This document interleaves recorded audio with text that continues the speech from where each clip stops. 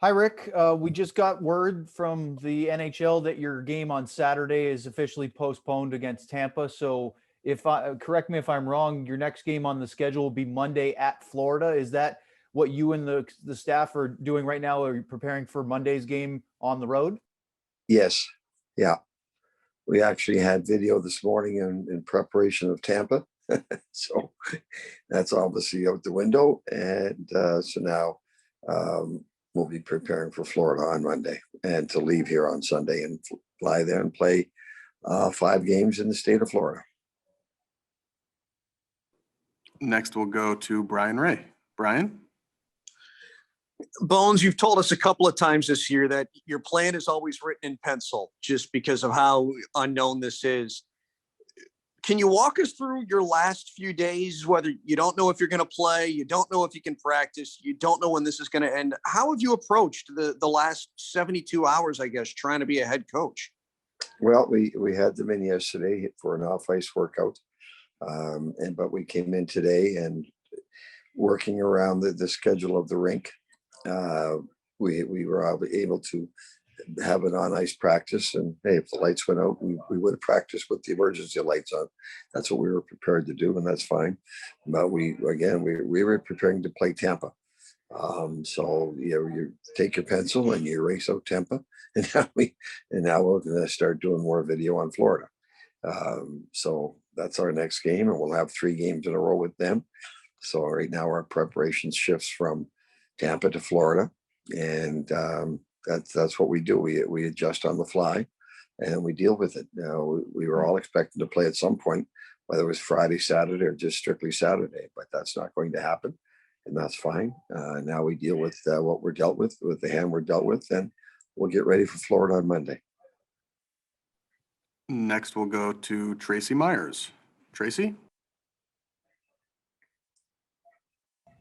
Hi, Rick. Thanks for doing this. I actually just wanted to ask you about how frustrating, difficult this time has been off the ice with everything that's going on in Texas, especially DFW right now. Thank you.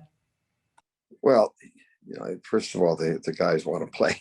You want to get on a roll, but second, more importantly, it's the safety and the well-being of the people of the state of Texas that are at the forefront of all our minds, and that's far more important than us playing a game. And hopefully, the people that are suffering in the cold, that'll disappear over the next couple of days. But the people that they're suffering a lot more than we are, and it's more important to get the state up and running again, and get the people who are having a very difficult time right now, both in staying warm and feeding their families, which breaks my heart. That's the most important thing right now. So we hope that all falls into place very, very quickly, and then we'll deal with us as we go along. But again, the most important thing right now for everyone is just the state, the people in the state of Texas and their safety and well-being. Our next question is from Mike Heika. Mike? Hey, Rick. Jamie talked about some teammates staying with other teammates. Have you seen a lot of that, and especially with the coaching staff or support crew or anybody like that? Well, yeah, Jamie Benz opened up his house to a couple of guys. Tyler Sagan, who's in Toronto right now rehabbing, he opened up his house. So has opened up his house. So again, we're a big family here, and the guys are taking care of each other. The coaches, we've all been fortunate. Again, I think Laxey has had full power. He's been in the right grid, as is John Stevens. Reeser and Todd and I have, we've been on for an hour, off for an hour. So we've been able to stay warm and survive, but we're there for each other if that need be. But just very love what the players have done, and that's opening up their doors to their family, their teammates and the teammates' families. So that's wonderful to see. Their hearts are in the right place. Next, we'll go to Saad Youssef. Saad? Hey, Bones, you guys were already playing a very condensed schedule after the initial postponements of the first 4 games.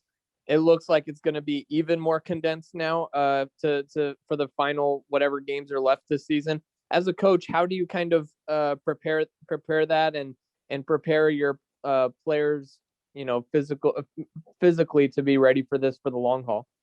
Physically and mentally, we have to we have to continue to do what we've been doing. That's why I have a lot of communication with our players. And again, we you just kind of, okay, when's our next game? Monday. Well, then we do what we have to do to prepare for that. We'll see where we are after the game on Monday. There's to play 44 games, and the condensed schedule that they're asking us to play is going to, listen, that is a huge burden.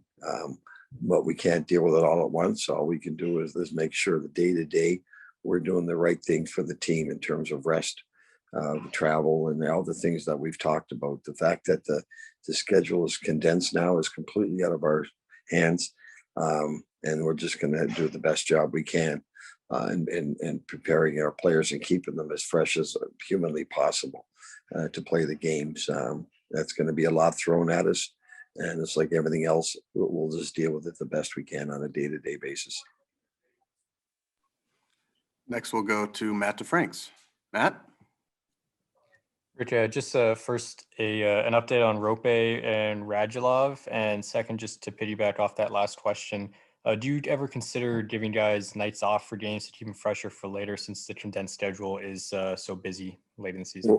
We'll deal with that when we get there, and depending on our fight for this playoff spot, those are, again, that's why everything's written in pencil, and you deal with them as best you can when that opportunity, when those situations arise. It'll depend on where we are in the standings. A lot will be based on that, and if we see guys are clearly tired, yes.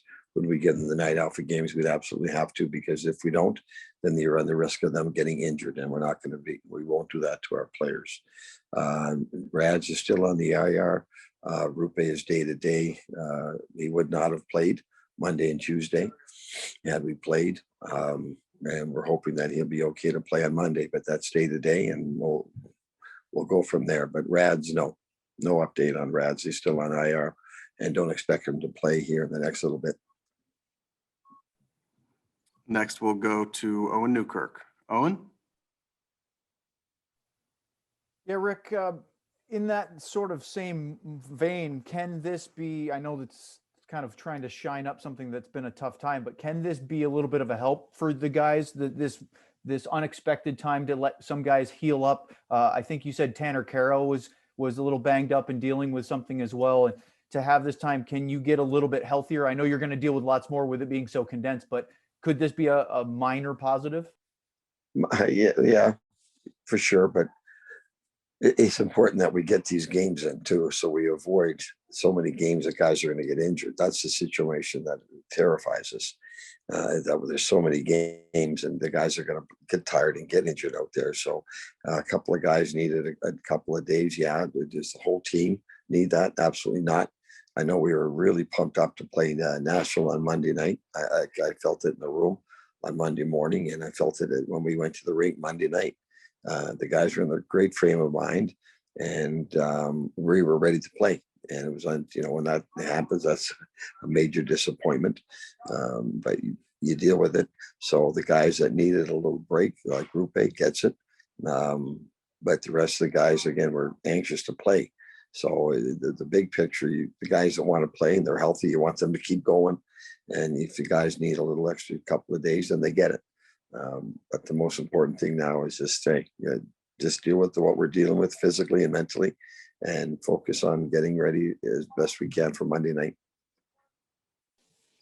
Next, we'll go to Bruce Levine. Bruce?